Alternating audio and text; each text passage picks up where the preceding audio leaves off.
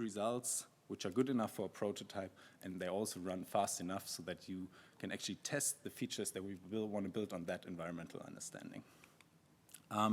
And to give you a very rough idea how that works internally, so you understand all the ideas later on, is basically what we do is, I'm going to explain it here on one single input depth image, is we first rasterize the input depth image into a group of superpixels, where each superpixel represents another group of pixels.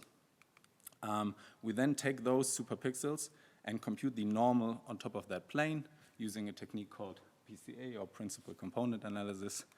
And then we try to find all the planes which are within that input image by using a region-based, region-growing based approach, where we compute, like we use the normals and compute, like compare the like similarities of the normals within neighboring regions, and then in a final step, we then pick the ground that we are standing on. And the one thing that we realized, unfortunately a bit too late, but quite in the beginning, and that's what I want to, like that's why I'm stressing it so much here, is before you even start a single like minute into optimization, I think it's really, really important that you first find out what are the actual bottlenecks, what parts of your algorithm are slow, what parts are fast, so that you spend the time on the right things. And as you might have all know this example, which is Amdahl's law, where if you take an original process which consists of two parts, in this case A and B, and you decide by whatever reason to work on the actual faster part and improve it by a way bigger margin than what you could improve the slower part, the overall runtime won't be as good as the one where you worked on the right task. And when we think about it, okay, how can we do that in Python? A very initial idea would be, yeah, okay, why don't we just use the time operator in Jupyter Notebooks, or we wrap our functions with time functions, but that is very, very tedious to implement on big projects and also doesn't give a really detailed feedback. So the idea would be that we use something that is already built in with Python, which is cProfile. It's a built-in profiling tool, as I mentioned, and it's very easy to use, and it allows us to measure the performance of each function. And if we wrap our code with cProfile, we get an output like this, which already gives us all the information that we need, but in a very unreadable and not really easy to understand format. So what I would always recommend is to use on top of cProfile would be a tool called SnackVis. The idea here being that we can now take that data, visualize it nicely, and as we can see, by chance, the resulting, the biggest part, the planarity check and the region growing, actually are pretty similar to the example of Amdahl I gave at the beginning, and we can see that it might make a lot more sense to work on PCA, which is the biggest part of the planarity check, than on the actual region growing to see that we improve our code. The second step that we usually do at Biped after we now found out what is slow and what is not, is to look at the algorithmic design or the underlying process. Instead of saying, hey, why don't we just improve the code directly, I think there are a lot of gains that we can actually get before improving code by just looking at the algorithm and seeing if there is something to improve. What we mean by this is, for example, are there approximations that we can make?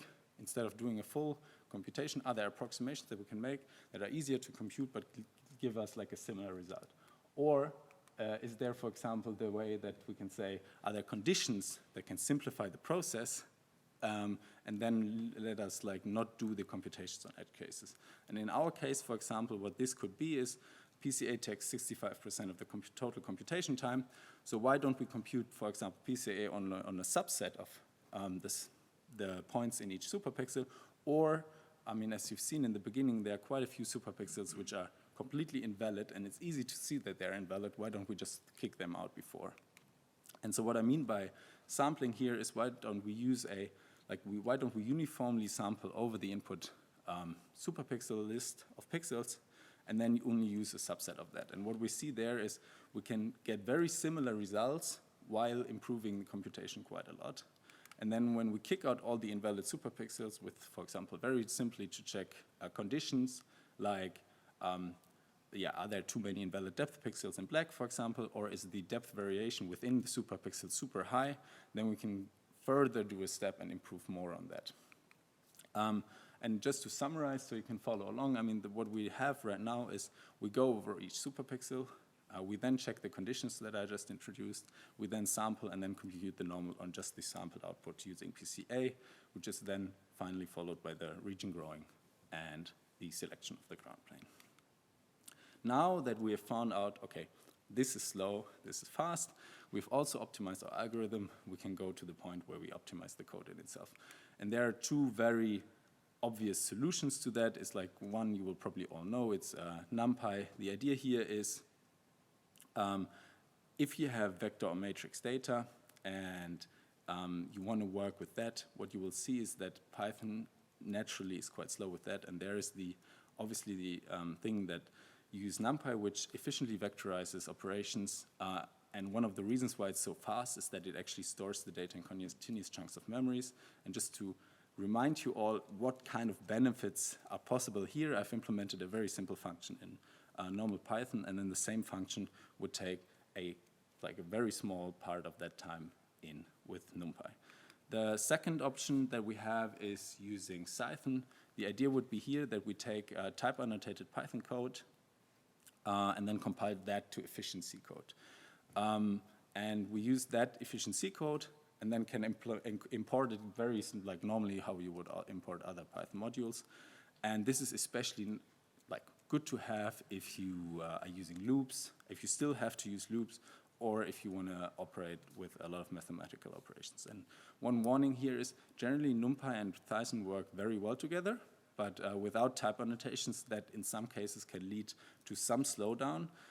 So just to keep that in mind. And I have one small example here where we have a function within the whole pipeline where we convert coordinates from one coordinate system in the other.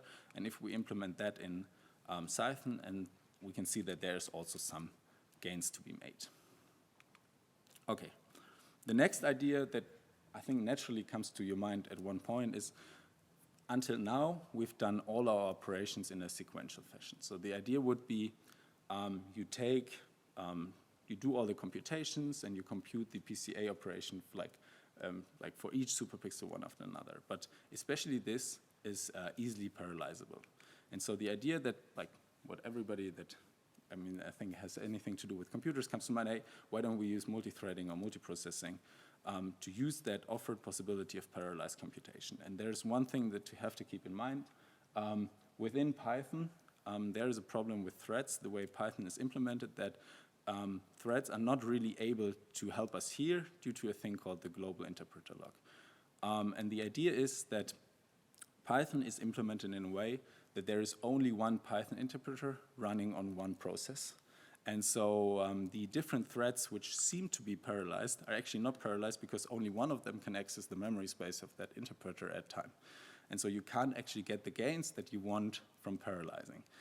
What we have to do instead is actually do multiprocessing instead of multithreading, because here we have different Python interpreters with their different memory spaces, and so you can actually get the gains from a system that has multiple CPUs or cores. So just to summarize that, multiprocessing for CPU-heavy tasks, multithreading for I/O-intensive tasks. One thing to keep in mind, though, here is before Python 3.8, the most common way to communicate between different processes was with something like a queue. And the problem here is that when you use queues, there is actually some copy operations under the hood that are needed. And just to symbolize that here, I've created a little example where when you use a queue to copy big image data, if you just pass around strings, queues can actually be fine, but if you use big image data, like in our case, where we, for example, pass 1,000 times 3 images of a size 1,000 by 1,000, you see that only the copy operations between two processes actually take up to over 5 seconds. And that's, I guess, one of the reasons why in Python 3.8, a module was introduced that allows us to allocate and manage shared memory and pass those references to these memory between different processes. And you can see if we switch just for the communication between a queue-based approach to a shared memory approach, we can have gigantic gains in performance. Here, you can see one of the bit older examples of what this brings us. So obviously, it's not everything is perfect, but we can see here the pipeline is actually fast enough to take some of the ideas we had, which is, for example, on the right, a very basic understanding of what is happening around the person, And within that system, we have our underlying floor segmentation, which now runs fast enough due to all the different steps we've taken so far. If I summarize here, is the question first is, am I using the right hardware? And then the biggest, like the thing that I would say the most is, I mean, the 3 steps are basically profile what you do, visualize and track your performance, then improve the algorithm before everything else, and then I would say before you try to optimize something and implement something yourself, see if there is a library for it, because they most have likely done it better than you. Okay, and similar to the sound sensing guys, we are also a small startup that is still growing. We are based here in Lausanne, and we're also looking for people. So if you're interested in working on making the lives of blind and visually impaired people a bit easier, then yeah, we're very happy to, if you get in contact with us. Thank you very much for listening.